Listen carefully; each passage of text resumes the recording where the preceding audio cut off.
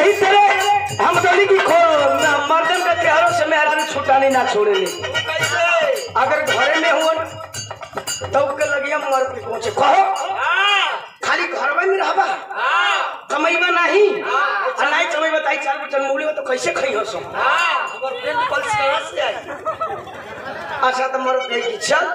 अब चलत हम कहीं बहरे कमाए चल जी अगर बहरे कमाए 6 महीना साल भर बहरे रही तब फोन लगा के लगे सो बुल कर ए जी को भाई नहीं का ढेर दिन हो गलाई ना चल आनी घरे में तो कब जाइबो बहरे हुआ था उसी कोनो में मेहरारू को मरद खिसिया के बंगाल चल गल आज बंगाल चल गल हर रगल 8-10 साल 8-10 साल के बाद कैसे पता चल एक दिन मोबाइल फोन उठौलस फोन लगा के दुल्ही रोतिया कहे राजा जी हो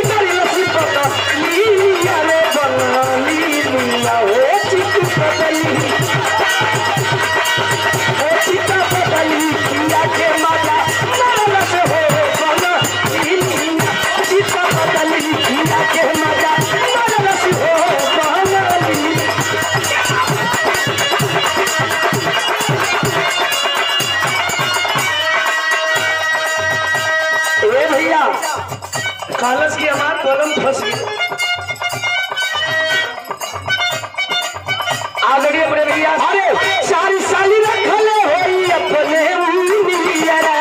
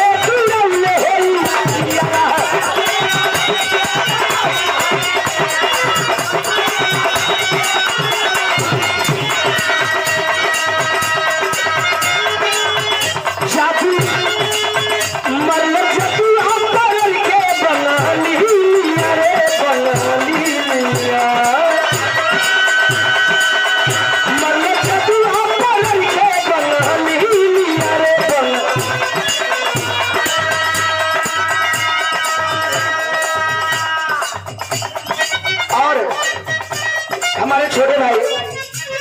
दारी डी के धरती से रामदेव बहुत अच्छी गाय की ओर से सम्मान किया गया। बहुत बहुत धन्यवाद से भैया लोग नमस्कार प्रणाम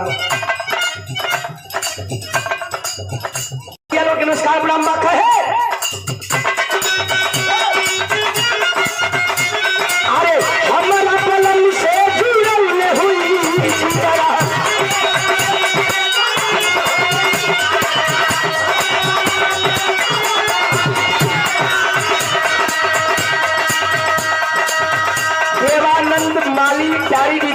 ब्रह्मी आदि के द्वारा सम्मानित 50 रुपए का पुरस्कार को सलमन जय भीम जय भारत नमो बुधाय कहल गई।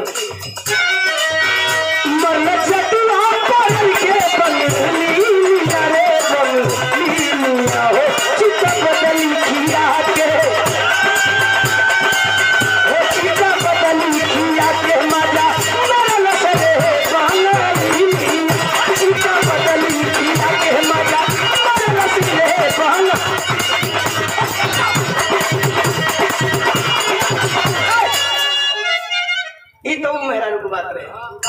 एक दिन